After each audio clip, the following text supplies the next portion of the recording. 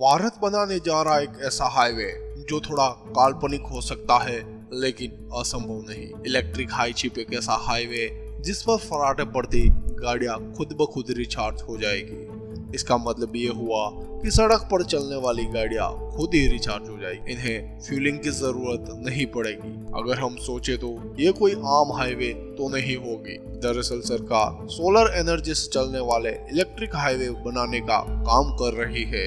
ये हाईवे दिल्ली से जयपुर के बीच में बनाई जा रही है। कहा जा रहा है इस हाईवे के बन जाने से फ्यूल खर्च तो कम होगा, इससे पोल्यूशन भी काफी हद तक कम होगा। तो आइए बिना किसी देर के समझते हैं इलेक्ट्रॉनिक हाईवे होता है क्या, ये काम कैसे करता है, इससे आपको क्या फायदा होगा और दुनिया में कहां इलेक्ट्रिक हाईवे का काम चालू है। ट्रेन यात्रा करते वक्त वैसे तो आपने ट्रेन के ऊपर एक बिजली का तार तो जरूर देखा होगा। ट्रेन के इंजन से ये तार एक आर्म के जरिए जुड़ा होता है जिससे पूरी ट्रेन को बिजली मिलती है और इसी के सहारे ट्रेन चलती है।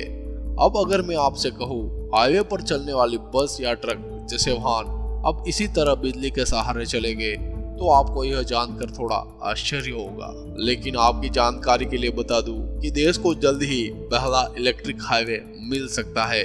दरअसल हाल ही केंद्रीय सड़क मंत्री नितिन गडकरी जी ने एक कार्यक्रम के दौरान बताया कि सरकार दिल्ली से जयपुर के बीच में इलेक्ट्रॉनिक हाईवे बनाने जा रही है। यह हाईवे पूरी तरह से इलेक्ट्रॉनिक होगा और इसमें केवल इलेक्ट्रिक व्हीकल ही चलेंगे। सरकार इसके लिए स्वीडन की कंपनियों से बात कर रही है।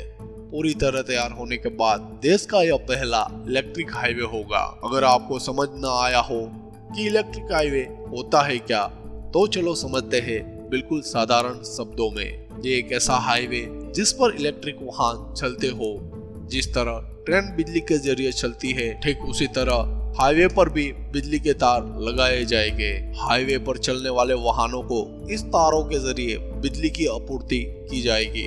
इसे ई हाईवे यानी इलेक्ट्रॉनिक हाईवे कहा जाता है। केंद्रीय मंत्री नितिन गडकरी के मुताबिक ये ई हाईवे दिल्ली और जयपुर के बीच में बनाया जाएगा। 200 किलोमीटर लंबे इस ई हाईवे को दिल्ली मुंबई एक्सप्रेसवे के साथ एक नई लेन पे बनाया जाएगा। गौरतलब है कि पूरी तरह से तैयार होने के बाद यह देश का पहला इलेक्ट्रिक हाईवे होगा। अब यह सुनकर आपको लगेगा कि अगर हाईवे तो बन गया पर यह काम किस तरह से करेगा। इसके लिए आपको बता दें कि देश भर के अंदर 3 अलग अलग तरह की टेक्नोलॉजी ई हाईवे के लिए इस्तेमाल की जाती है। वो है पेंटोग्राफ मॉडल, कंडक्शन मॉडल और इंडक्शन मॉडल। पेंटोग्राफ मॉडल में सड़क के ऊपर एक तार लगाया जाता है जिसमें बिजली दौड़ती रहती है। एक पेंटोग्राफ के जरिए इस बिजली को वाहन में सप्लाई किया जाता है। ये इलेक्ट्रिसिटी डायरेक्ट वाहन को पावर देती है या वाहन में लगे हुए बैटरी को रिचार्ज करती है। वर्तमान में भारतीय ट्रेन में यही मॉडल का इस्तेमाल किया जा रहा है। क्योंकि भारत सरकार स्वीडन की कंपनियों से बात कर रही है, इसलिए माना जा रहा है कि स्वीडन वाली टेक्नोलॉजी ही भारत में लाई जाएगी। बता दें कि स्वीडन में पेंटोग्राफ मॉडल का ही इस्तेमाल किया जाता है। कंडक्शन मॉडल में सड़क के भीतर तार लगा होता है जिस पर पेंटोग्राफ टकराता हुआ चलता है। इसमें वाहन के पिछले हिस्से में पेंटोग्राफ लगा होता है जो सड़क पर बिछे बिजली के तार से ऊर्जा प्राप्त करता है।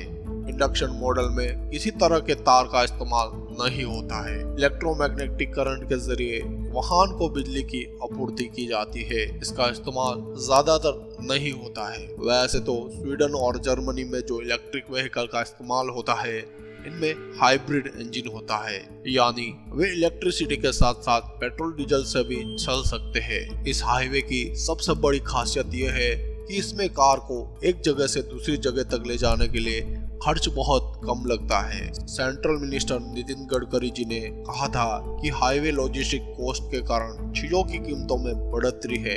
एक बड़ी वजह ट्रांसपोर्ट कॉस्ट है। ऐसे में अब ट्रांसपोर्ट कॉस्ट में कमी आएगी तो चीजें भी सस्ती हो सकती हैं। वही ये हाईवे पूरी तरह से इको फ्रेंडली होगा।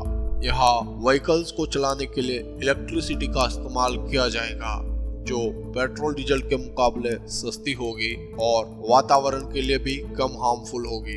इससे हमारे पेट्रोल और डीजल पर डिपेंडेंसी भी कम होगी और महंगे पेट्रोल डीजल की वजह से ट्रांसपोर्ट कॉस्ट भी बढ़ी है, उसमें भी कटौती होगी। अगर कोई एक्सीडेंट हो जाए तो 30 मिनट के अंदर ही लोगों तक मदद पहुंच जाएगी। वैसे अगर आप जानना चाहते हैं इंडिया में इस हाईवे को लेकर प्लानिंग कब हुई और ये कब तक बनकर तैयार हो जाएगा, तो आपको बता दे कि नवंबर 2016 को सबसे पहले road transport minister Nitin Gadkari ji ने कहा था भारत में स्वीडन की तरह ही हाईवे हो सकता है। इस बार सितंबर 2021 में नितिन गडकरी जी ने दिल्ली जयपुर के बीच में देश का पहला ई हाईवे बनाने का अनाउंसमेंट किया। वैसे माना ही जा रहा है कि साल 2023 तक ये हाईवे बनकर तैयार भी हो जाएगा। अब जब आपने जान ही लिया है कि जल्दी हमारे देश में हाईवे बनकर तैयार होने वाला है, उससे पहले ये भी समझ लेते हैं कि इस हाईवे को बनने से पहले किस तरह की दिक्कत आई या फिर आगे आ सकती है और क्या हो सकते हैं इसके फायदे। इसमें सबसे बड़ी चुनौती इंफ्रास्ट्रक्चर बनाने की है। इलेक्ट्रिक हाईवे को बनाने का खर्चा आम रोड के मुकाबले ज्यादा आता है और इसमें समय भी ज्यादा लगता है। दूसरी चुनौती की बात करें तो वर्तमान में भारत में पेट्रोल डीजल से चलने वाले वाहनों की संख्या काफी ज्यादा है। ऐसे में इन वाहनों को इलेक्ट्रिक वाहनों से रिप्लेस करना एक मुश्किल काम होगा। इसके अलावा जो तीसरी मुश्किल है वह यह है कि इलेक्ट्रिक वाहनों के लिए बैटरी बनाना अपने आप में ही एक जटिल टास्क है। अगर हम ई हाईवे के फायदे देखें तो हमें इनसे क्या फायदा होगा। इसका सबसे बड़ा फायदा यह होगा कि इससे वाहनों की आवाजाही पर आने वाले खर्च में भारी कमी हो सकती है।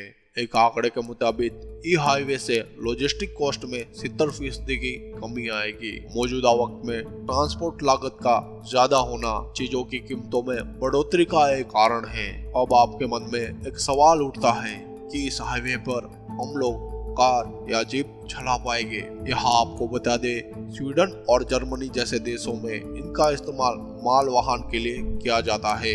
निजी वाहन इलेक्ट्रिसिटी से चलती तो है लेकिन वह बैटरी की मदद से चलती है। सीधी सप्लाई केवल ट्रक और पब्लिक ट्रांसपोर्ट के लिए इस्तेमाल हो रहे वाहनों में दी जाती है।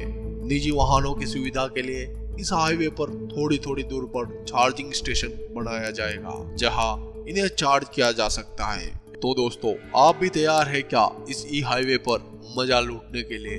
अगर आप तैयार हो तो हमारे चैनल को जरूर सब्सक्राइब कर दीजिए और ऐसी इन्फॉर्मेशन के लिए बेल आइकन दबाना ना भूलें। अगर ये जानकारी आपको अच्छी लगी हो तो आपके दोस्तों के साथ जरूर शेयर कीजिए ताकि उन्हें भी इन बातों का पता चले।